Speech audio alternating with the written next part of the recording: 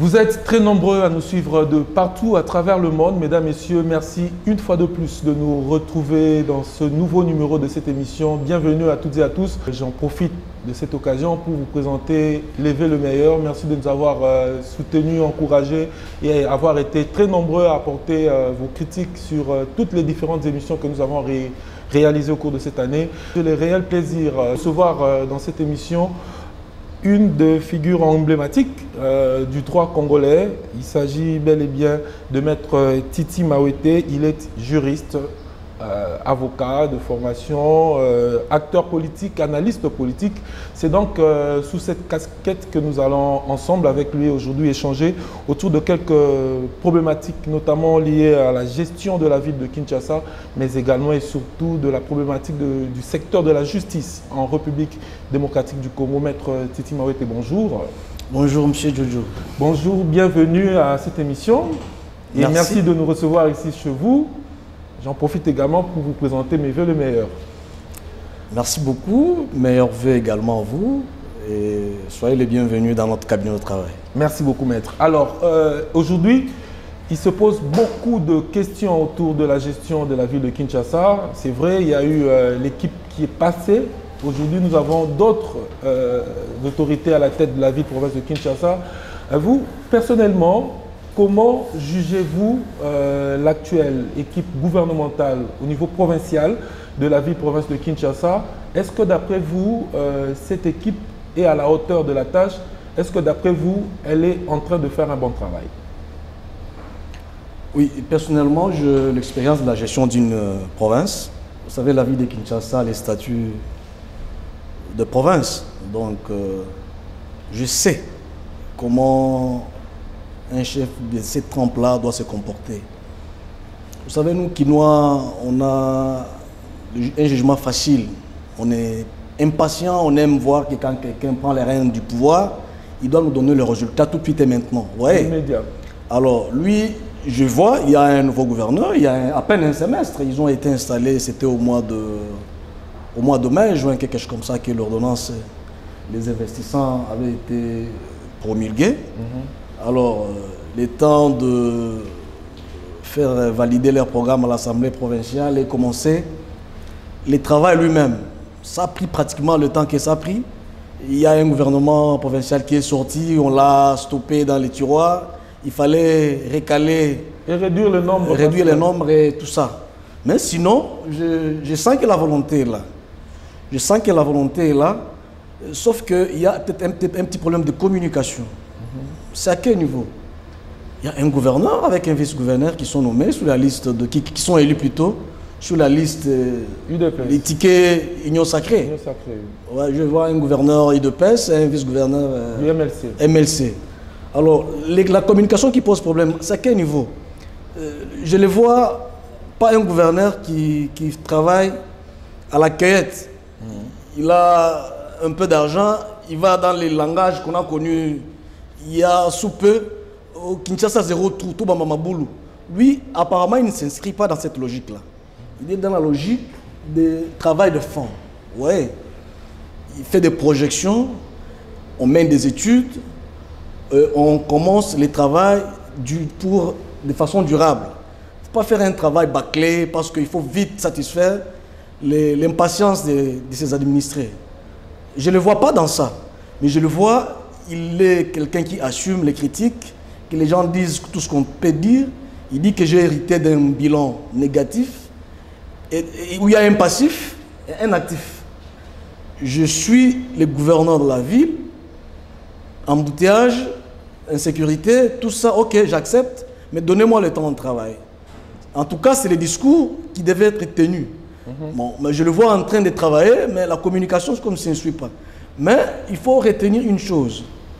Le gouverneur, c'est un patron d'une province. Mais ce n'est pas lui qui doit travailler de façon détaillée. Ça veut dire quoi? Il doit donner l'impulsion. Il doit donner l'impulsion.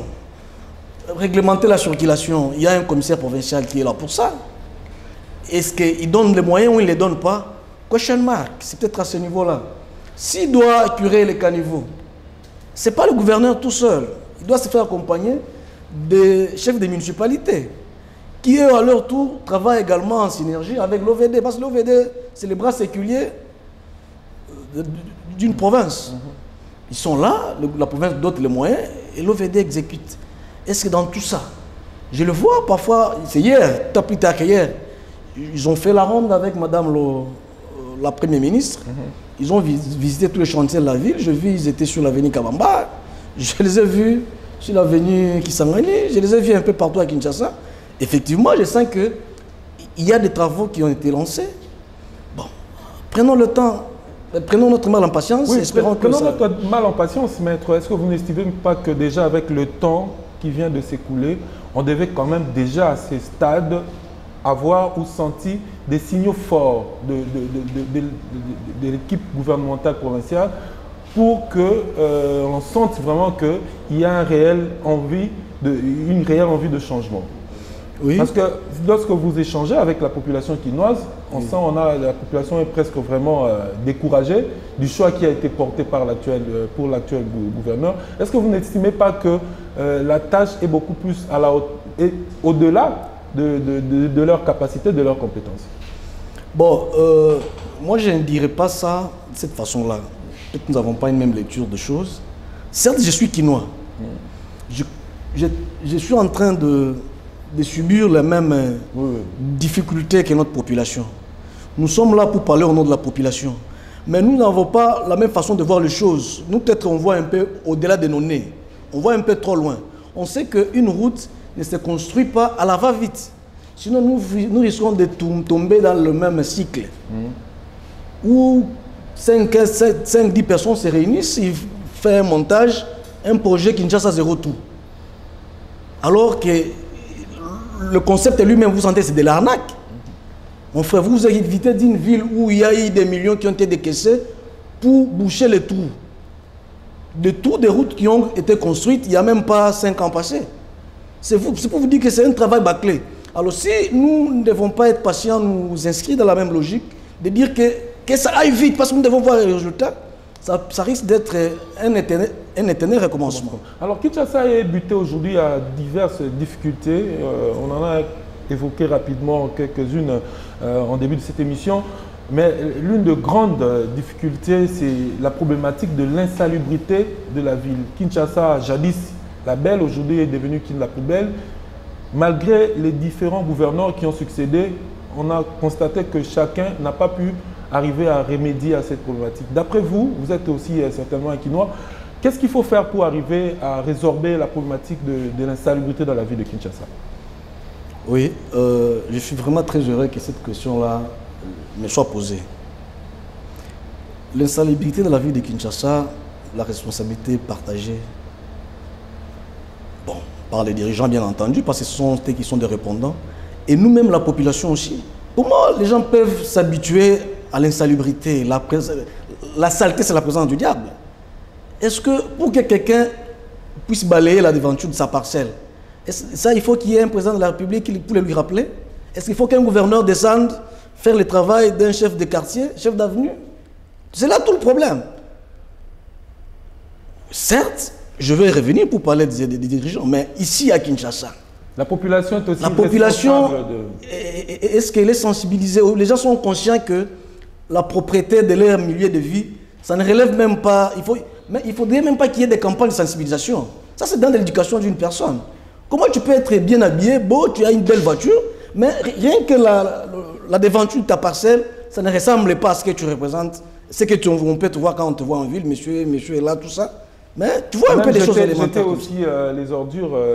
Voilà, là dans des caniveaux, des soirs comme ça. C'est là tout le problème. Nous, quand on grandissait, vous savez, à l'époque, il y avait un service d'hygiène dans toutes les villes. On venait dans nos résidences, nous laissait des papiers pour aller payer des amendes, vous vous rappelez, quand on était tout petit. Ça n'existe plus. C'est un service comme ça qu'on doit ressusciter. Le jour que j'ai l'occasion de voir le premier citoyen de la ville, son Excellence Bumba, je dis que non, Excellence Monsieur le Gouverneur, voilà ce qu'il faut ressusciter. Mais cela n'empêche pas qu'on puisse aussi rappeler aux autorités que notre cadre, notre milieu de vie devient malsain. Mais est-ce que la grande problématique, ce n'est pas aussi la faiblesse de l'État au niveau provincial, parce que des mesures sont prises, des décisions sont prises, mais qui souffrent d'application? On a vu plusieurs décisions qui ont été prises, mais aujourd'hui, les choses sont redevenues à la normale. Est-ce que ce n'est pas aussi cet aspect de la faiblesse dans le suivi des décisions qui cause énormément de problèmes? Effectivement, le problème du Congo, de façon générale, ce n'est même pas un problème de texte. Ça, c'est des choses qu'on doit avoir le courage de dire. Mais le problème, généralement, c'est un problème de manipulation de ces textes. Les textes existent.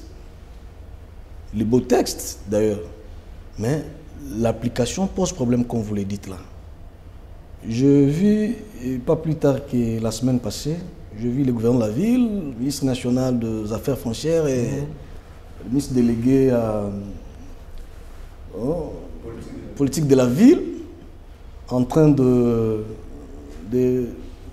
récupérer de manière officielle les centres d'enfouissement de Mpassa. Donc c'est pour dire que il y a la volonté, les textes sont là, mais il y a toujours eu des couacs là. Alors, si vous voulez sur le boulevard aujourd'hui, vous sentez qu'il n'y a pas très longtemps, tous les macadams étaient habillés de sable. Mais on sait quand même que les gens commencent à ramasser nuitamment, le matin vous vous réveillez. Maintenant, quand on ramasse tous ces déchets, toute cette saleté-là, on l'amène nous. C'est comme ça qu'on voit, on cure des caniveaux, on prend le sable, on jette encore au bord de la route. Alors, il faudrait qu'il y ait un travail qui s'occupe maintenant de ramasser tout ça, mais pour les évacuer ou les décharges. On a connu sous les règnes du gouverneur Kimbuta. On n'a pas songé à trouver un endroit pour déposer toutes les décharges. Oui, effectivement, c'est ça. C'est parce qu'il y avait ces problèmes-là. L'endroit était là depuis la nuit des temps. Mais il y avait un conflit foncier qui avait fait que cette décharge publique, centre d'enfouissement d'Mpassa, avait été ravie à la ville de Kinshasa. Et le gouvernement central s'est impliqué. Et finalement, je sens qu'on leur a retourné ces centres d'enfouissement. C'est un signal fort pour dire que, espérons que nos saletés ménagères, tout ce que nous ramassons, a maintenant un lieu où aller déverser.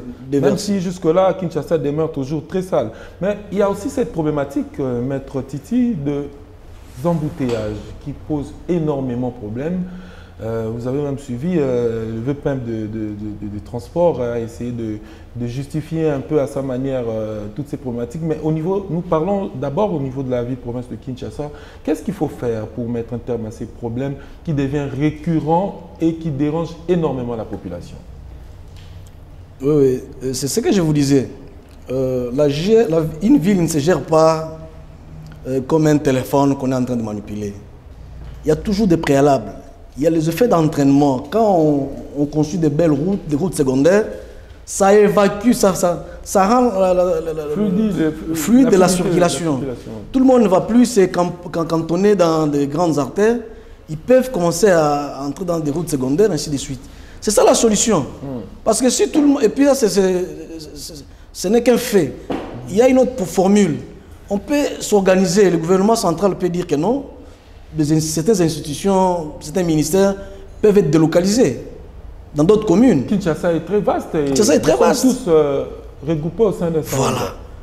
Alors que la ville de Kinshasa, si vous voyagez par avion, vous vous rendrez compte que sur le 100% de la superficie de la ville, il y a à peine 15 à 20% qui est habité. Nous sommes tous cantonnés du même côté. Vous allez vers le Congo central, vous allez vers le Kouangoban, Ndoukeng et tout ça. Vous entendez, il y a des espaces vides, Mamenkao et consorts. Il y a des espaces vides. On peut construire des beaux bâtiments et délocaliser certaines institutions. Comme ça, ça fera qu'il y ait des mouvements dans tous les sens. Mais si tous nous nous réveillons le matin, nous nous dirigeons dans une même direction. Et nous n'avons que deux routes. Ceux qui viennent du côté de l'aéroport, nous n'avons que le boulevard Lumumba. Nous qui quittons de ce côté, nous n'avons qu'un Ngouma. Et finalement, tous nous retrouvons sur le boulevard. Que voulez-vous? Est-ce que vous sentez cette envie de changement au niveau des autorités provinciales de Kinshasa notamment? Est-ce que vous estimez qu'ils réfléchissent comme vous et qu'ils ont cette envie-là de faire évoluer les choses? Bon,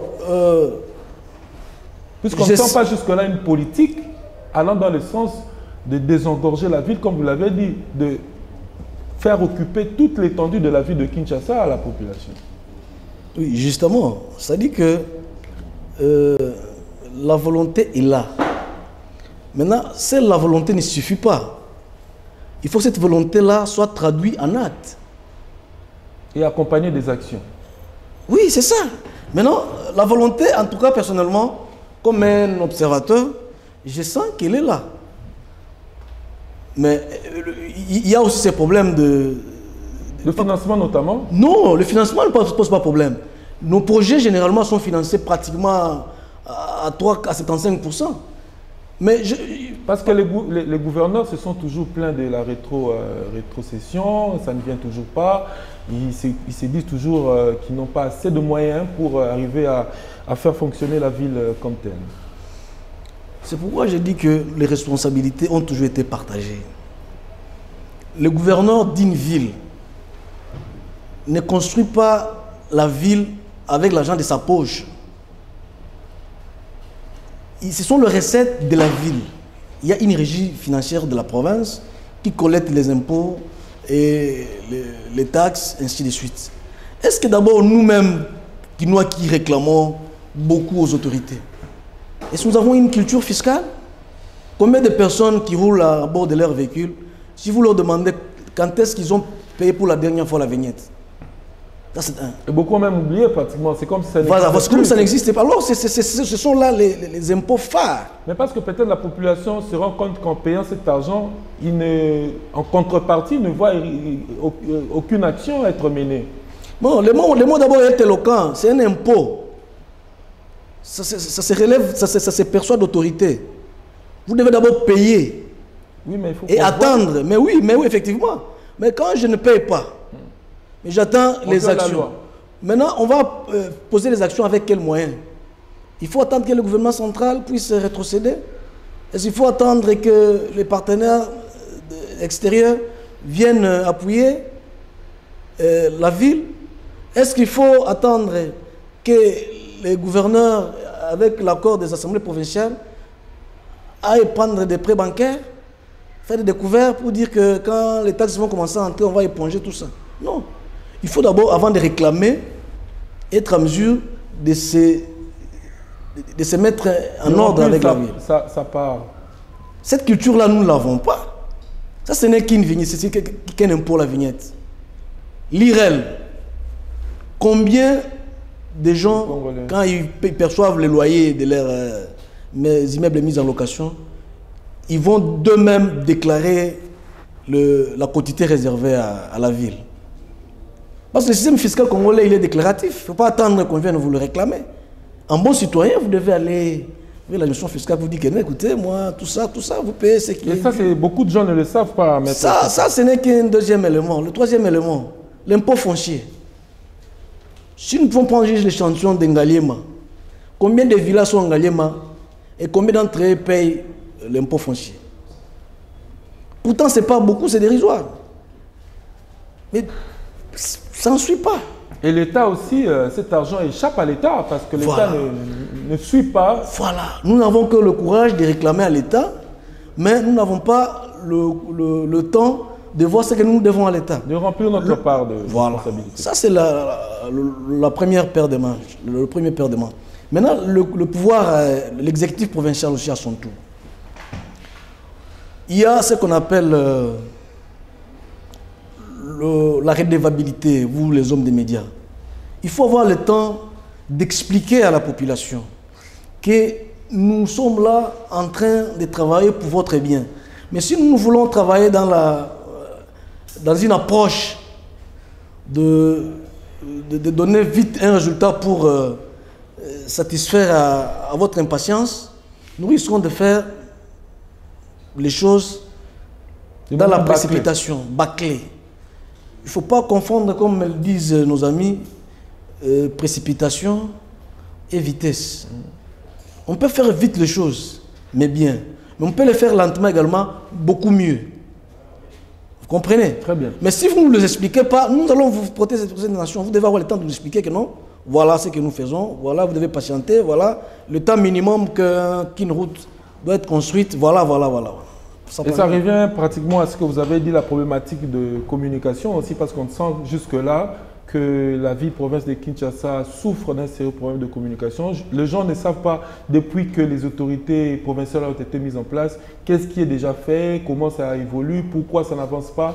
Donc c'est une situation très importante. On va essayer aussi de parler, Maître Titi, de la problématique d'insécurité.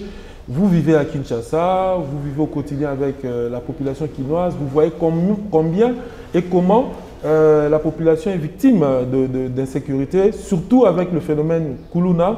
Vous êtes un leader d'opinion. Qu'est-ce qu'il faut faire pour mettre un terme à cette situation? Au niveau central, on a lancé le phénomène Kuluna, Zéro Kuluna, et même l'opération Ndobo, qui, pour certains, semble avoir accouché d'une souris. Bon, oui, vous savez, notre problème aussi, c'est un problème d'initiative isolée. Hein? Les gens devaient travailler en synergie. Au ministère de la Justice, nous sentons qu'il y a une opération qui avait été lancée. Zéro Kuluna. Zéro Kuluna. Au ministère de l'Intérieur, Ndobo, quelque chose comme ça. Au niveau de la ville, sûrement, il y a également une politique dans ce sens. Mais la ville ne s'est pas encore prononcée. Jusque-là, on n'a pas senti une campagne ou une mobilisation, une opération allant dans le sens de résorber le phénomène Kuluna. Oui, justement, c'est ça. Il y a aussi un problème de maîtrise d'attribution. Il y a les attributions qui sont concurrentes à l'administration centrale et au niveau provincial. C'est les articles 203, 204, 205. Il y a une poche qui réserve les matières exclusivement au pouvoir central. Un autre article qui parle exclusivement des matières du pouvoir provincial. Pour empêcher les empiètements. Les empiètements. Et l'article 204 qui est au milieu, qui traite des matières qui sont concurrentes. Vous voyez? Alors, moi je pense que pour éviter ces empiètements, il faut toujours privilégier de travailler en synergie. Maintenant, le gouverneur ne sait pas se prononcer parce qu'il y a ces chefs qui sont en train de prendre position. L'autre, Kuluna, Ndobo. L'autre, il prend machette. Au final, voilà. Vous comprenez? Alors, maintenant, quand on prend des initiatives comme ça, on les fait venir. Mais il doit, par respect à la hiérarchie, il vient, il s'associe. Mais il ne devait pas subir. Il devait plutôt être celui qui est au devant de la scène. Parce que dans son ressort... là, il n'est qu'un accompagnateur, par exemple, de ces opérations-là. Vous comprenez? Qui le ferait mieux que lui? Parce que c'est lui, le patron ici, il est numéro 1. Mais est-ce que vous pensez que l'actuel gouverneur est à la hauteur? On ne le sent pas dynamique, on ne le sent pas vraiment trop sur le terrain, on ne le sent pas... Et pourtant, c'est un jeune. Beaucoup pensaient qu'avec son avènement à la tête de la ville de Kinshasa, il allait arriver à faire plus que même ses prédécesseurs.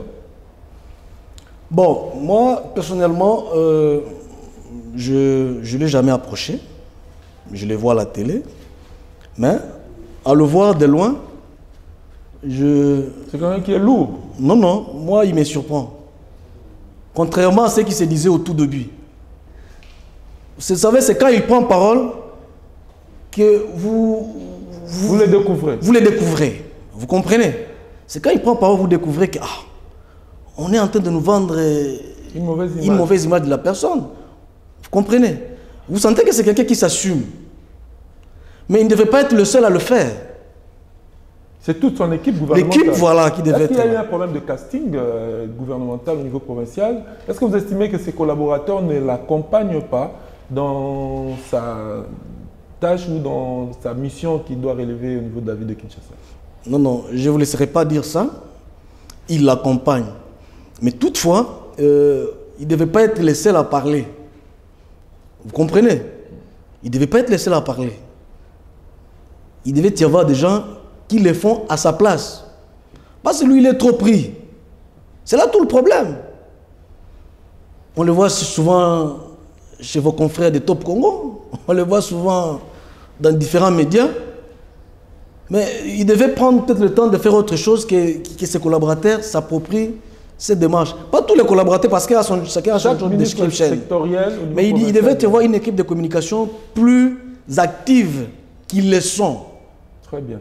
Alors, pour revenir un peu, Maître, à la problématique de l'insécurité, vous êtes juriste, on l'a dit au début de cette émission. Est-ce qu'existe-t-il une infraction dénommée vagabondage? Parce qu'au niveau des arrestations des jeunes Koulouna, ils se sont beaucoup plaints. Nous sommes là pour parler aussi au nom de la population.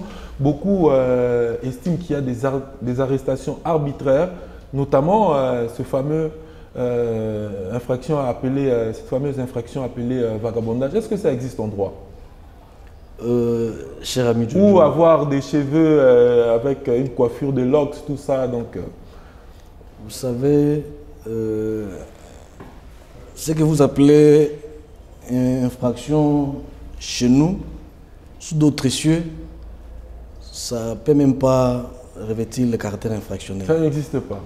Vous comprenez? Alors moi, je n'aime pas beaucoup me plonger dans des considérations, dans la terminologie, tout ça qu'on sort. Le problème, c'est que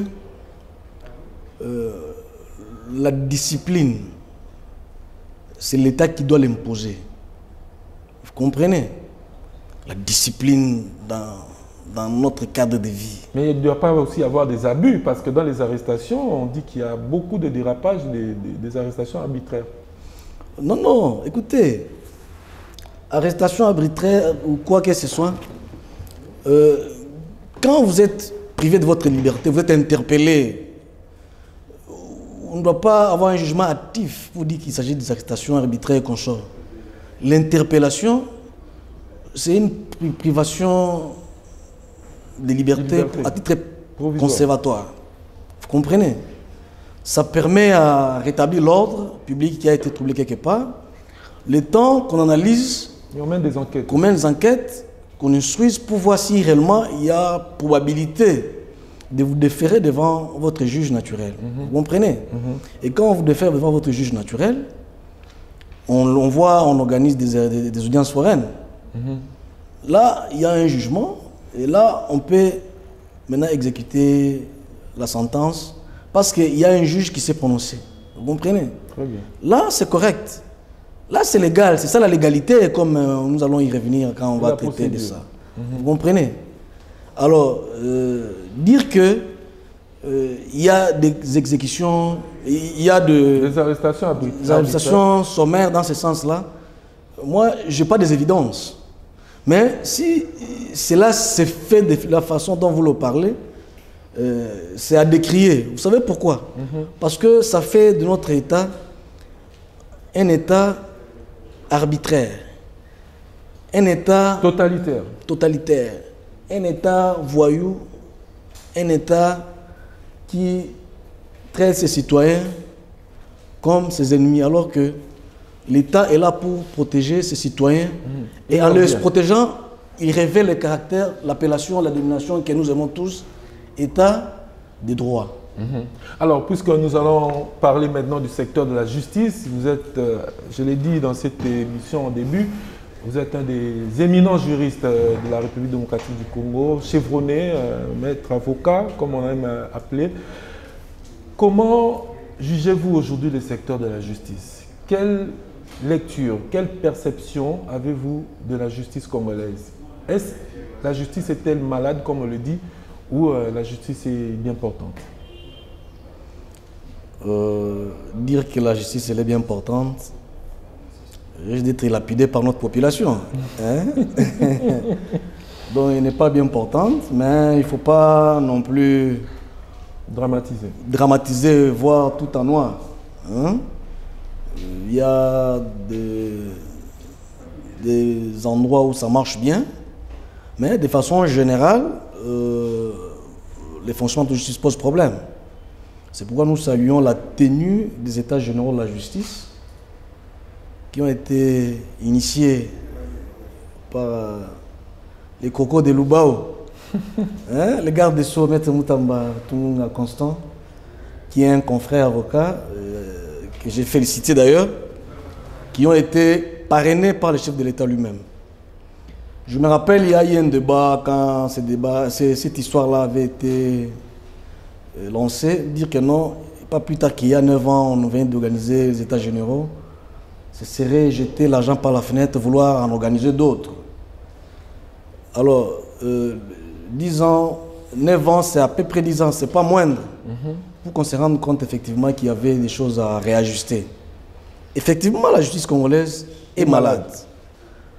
Parce qu'elle est malade, il y a eu des états généraux qui ont été tenus, nous avons tous suivi ces états généraux. Des éminents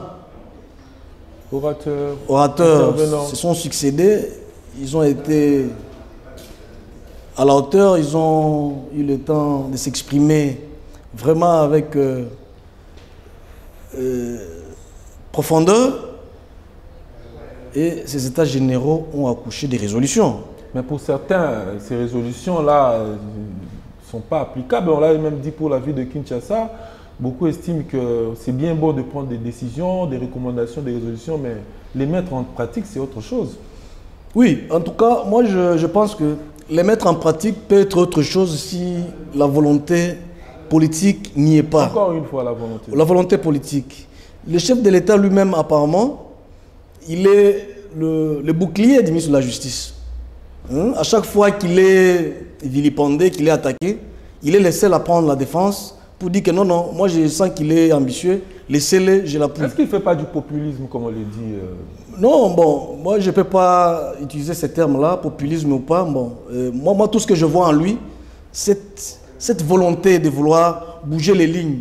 Il a eu le courage de toucher là où tous les ministres ne se sont pas permis. Vous voyez, c'est comme je l'ai suivi lui-même une fois. Je crois lui avoir demandé de le faire aussi parce que je suis proche de lui, vous savez. Oui, je sais. Je suis son avocat. Vous l'avez même accompagné lorsqu'il y avait une plainte contre lui. Voilà. J'étais le président du collectif de ses avocats quand il était interpellé au parquet. Candidat président. Voilà. Donc c'est pour dire que il y a cette donne que j'ai eu à écouter également de sa propre bouche dire que je pouvais bien faire comme tout le monde. Me taper des millions, me faire corrompre, passer sous silence certaines irrégularités, certains détournements. Si ça peut me procurer beaucoup d'avantages, me comporter comme tout le monde, acheter des maisons à Gombe et commencer à rouler en sens inverse avec des gyrophares en quittant le bureau pour aller voir une copine à GB, comme si j'allais dans une urgence d'État. Vous comprenez? Alors lui a estimé qu'il ne pouvait pas se comporter comme ça.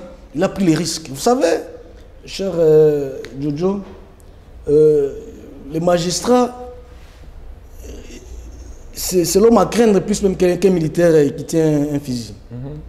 Mais il a accepté des défis. Mais lui, voilà. Donc, est-ce que ce n'est pas se mettre aussi en danger? Non, c'est ce courage-là. Dans la gueule du loup, comme on le dit. Oui, nous devons le lui reconnaître. Vous savez, c'est un humain. Il peut avoir ses faiblesses, tout ça. Mais prendre le courage. Bon, moi je ne vais pas utiliser le terme défier, non. Le courage de dire, de taper du poing sur la table pour dire que non, non, non, non, non. Ça n'est de trop. Mais ça, ça va. Parmi les recommandations, maître, parce qu'à la télé, il y a la contrainte du temps, il y a aussi cette recommandation qui stipule ou qui favorise ou qui demande la transformation du Conseil supérieur de la magistrature en Conseil supérieur de la justice. Comment, en tant que juriste, jugez-vous cette proposition? Est-ce que ce n'est pas aussi une façon pour lui de régler des comptes aux magistrats? Parce que là, désormais, le chef de l'État et le ministre de la Justice feront désormais partie du Conseil supérieur de la justice. Et comme ça, lui-même, il sera là pour suivre de près tous les dossiers et puis frapper aussi certains juristes, certains magistrats, parce qu'il fera office du chef de l'État au cas où il sera empêché. Ce n'est pas, d'après vous, une façon de régler aussi des comptes aux magistrats? Non, non, écoutez. Régler des comptes aux magistrats parce que la justice... À travers ce bras de fer qui se vit, qui se dit déjà dans l'opinion. Cher ami Jojo, la justice élève une nation, comme vous le dites. C'est pour dire que si la justice ne marche pas, vous ferez de beaux discours, vous ferez des voyages, aller chercher des investisseurs. Vous ferez tout ce que vous chercherez à faire, rien ne marchera. C'est comme dans un foyer. Un papa qui n'impose pas l'autorité, la discipline dans son foyer, il n'y aura rien. Les enfants peuvent rentrer à n'importe quel... Ça sera la jungle. Vous comprenez? Tout doit commencer par là. La justice, ce n'est pas une affaire de la magistrature. Je vais y aller par des illustrations. Nous, praticiens du droit, les lois que nous manipulons, nous les tirons d'où? N'est-ce pas du pouvoir législatif? Ce sont les parlementaires qui nous élaborent les lois, que nous manipulons. Donc, ils ont en amont ils se sont accaparés de la justice, vous avez l'impression, les magistrats? Est-ce qu'ils se sont accaparés de l'appareil judiciaire congolais? Non, écoutez, ils se sont accaparés quelque part, je dirais oui, parce que quand il y a une dynamique de vouloir ouvrir les conseils supérieurs, on sent les gens s'agiter. Alors pourquoi, si c'est une affaire de tous, pourquoi en faire un problème?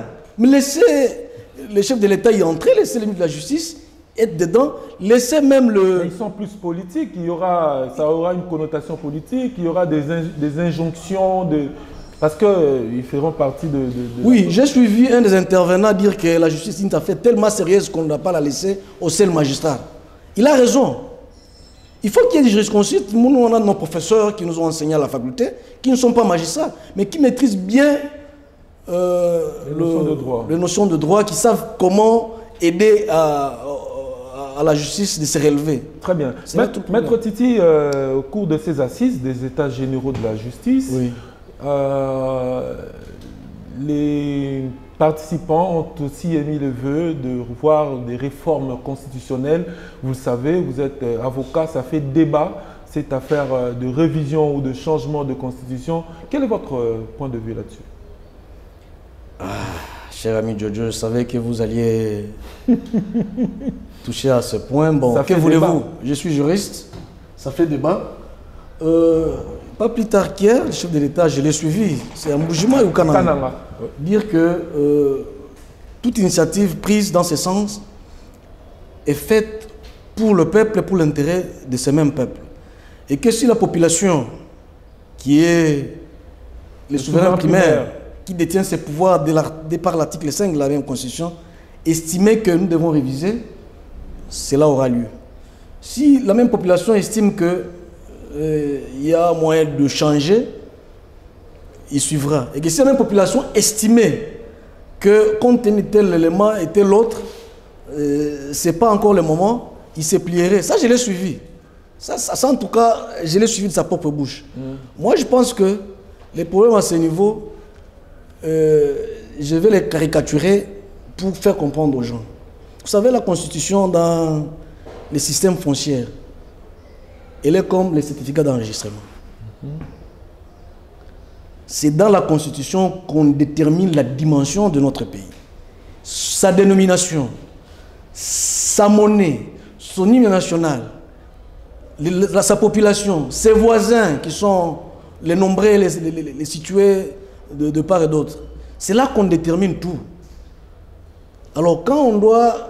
C'est comme quand un papa peut prendre l'initiative de prendre le certificat d'enregistrement de la parcelle dans laquelle vous habitez, qui dit que non, il y a une urgence, il faut qu'il aille l'hypothéquer.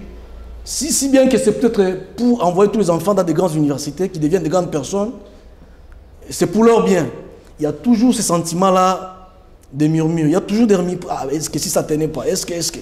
On comprend, c'est normal, la population devait réagir comme tel. Maintenant, le problème, c'est nous.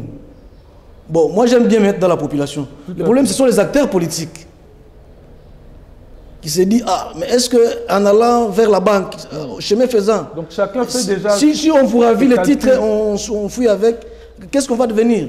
Ou bien en étant à la banque, les calculs ne se passent pas bien, en ventillant les comptes, on ne sera plus à mesure de récupérer les certificats. Qu'est-ce qu'on va devenir? Ce sont ces questionnements-là qui créent cette trouble. Alors, je pense que le problème n'est pas aussi majeur. C'est 2025 qu'on a dit qu'il y aurait une commission. Oui. Chargée d'étudier et approfondir. Alors, quand on réfléchit, quelle est la conséquence? C'est dire que c'est pour trouver une issue, dire que non, pour ou contre. Bon, moi, je pense qu'à ce niveau, c'est le discours que je peux tenir. Les gens tergiversent pour rien, qu'on attend d'avoir l'issue des réflexions de la commission, c'est ce que vous voulez dire. Ah oui. Alors, maître, vous êtes lentement mais sûrement, on arrive vraiment à la fin de cet entretien. Les bonnes choses ne durent pas, ça ne prend pas trop de temps. Vous êtes également responsable d'une ASBEL, dénommé légalité et citoyenneté. Pourquoi ces deux concepts? Pourquoi vous êtes attaché à ces deux concepts? Pourquoi la légalité? Pourquoi la citoyenneté? Oui, justement, voilà. On voit même les insignes. Les insignes distinctifs sont là. Oui. Donc, je ne m'en cache pas. Je suis un acteur politique. J'appartiens à un parti politique qui est dans un regroupement, qui a une famille politique. Mais cela ne m'empêche pas d'avoir une structure qui me permet de support pour approcher ma base, l'encadrer, l'appuyer dans ses initiatives sur terrain, ainsi de suite. C'est comme ça que nous avons trouvé ingénieux d'avoir cet aspect qui est dénommé LSC. Donc, légalité et citoyenneté. Légalité, pourquoi? Parce qu'effectivement, nous avons, nous, Congolais, cette culture d'anomie. Vous comprenez? Nous avons les textes. Quand nous les appliquons telles qu'elles sont, présentées, nous restons dans la légalité, même si ça dérange. Tant qu'un texte n'est pas encore abrogé, il reste encore en vigueur. Il faut avoir le courage de l'appliquer et de le laisser appliquer, même si ça ne va pas en votre faveur. Vous comprenez? Alors cette culture de l'égalité-là, nous ne l'avons pas, nous, Congolais. Il faut qu'il y ait des vastes campagnes de sensibilisation, de vulgarisation, pour faire comprendre à notre population que tant qu'on foulera nos textes au pied, nous ferons beau chanter, faire des discours, tout ça, livre d'or, Tata Kizenga, il n'y aura jamais d'émergence. Tout doit partir par la légalité. C'est ce qui se résume par l'état de droit.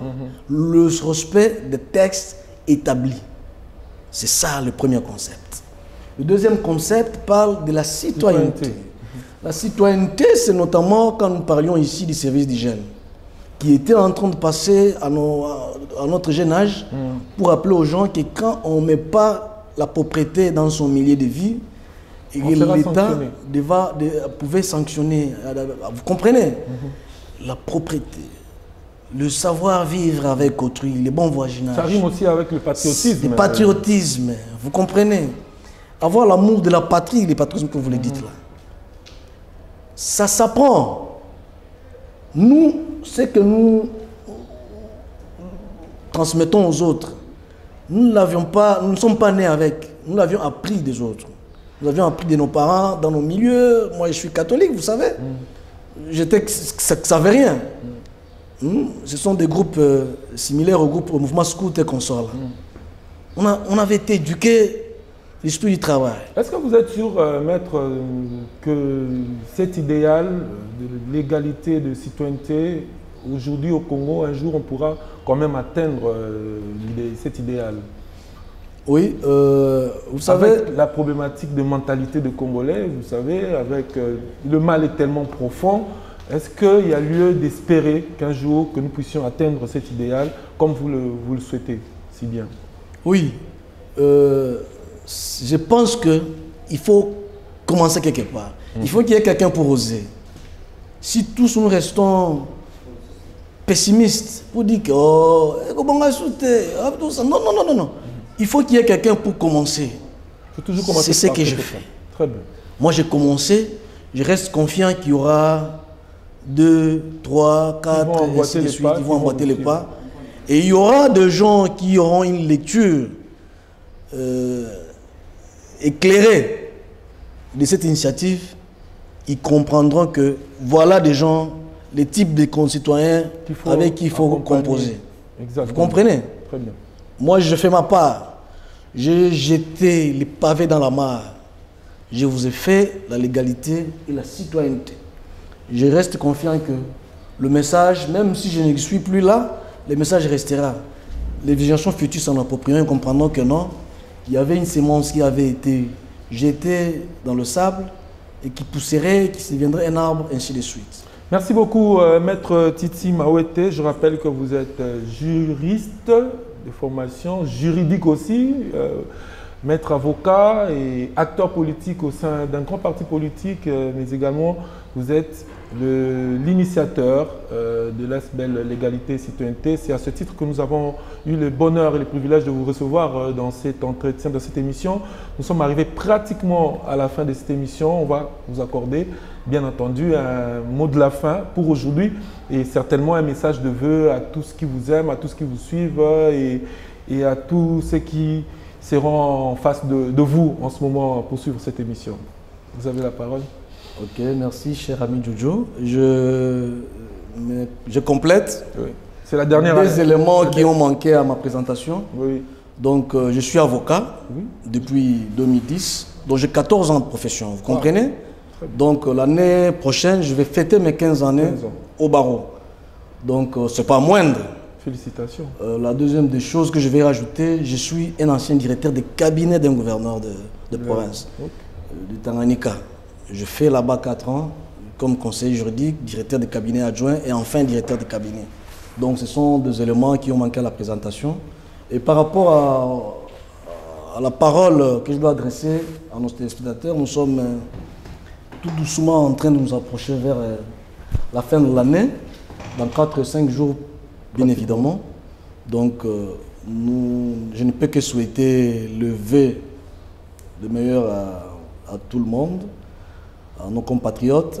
Donc nous devons rester positifs, comme je l'ai toujours dit, continuer à garder le flamme de l'espoir que le Congo va se relever avec des initiatives du genre l'égalité citoyenneté et que ensemble nous y parviendrons, comme disent bien les projections, qu'à l'horizon 2030, le Congo va se relever et nous serons un pays viable, un havre de paix et que tout ira mieux comme l'avaient souhaité nos pères, les Lumumba, les Kasavubu, les Kabila, même le président Mobutu.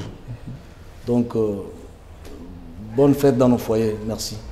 C'est à nous de vous remercier, Maître Titi Mawete. Merci surtout pour votre disponibilité et d'avoir accepté de répondre à cette invitation. Voilà, ça n'est donc fini pour aujourd'hui avec ce nouveau numéro, mais la toute dernière de l'année 2000. Alors, nous avons reçu pour vous Maître Titi Mawete. On en a parlé en long et en large, la problématique de la gestion de la ville de Kinshasa, le secteur de la justice. Et merci à vous, fidèles téléspectateurs, d'avoir suivi cette émission. Le rendez-vous est donc pris pour un prochain numéro avec un autre invité. Meilleurs vœux, bonne année à tous et à tous dans vos familles respectives. Au revoir.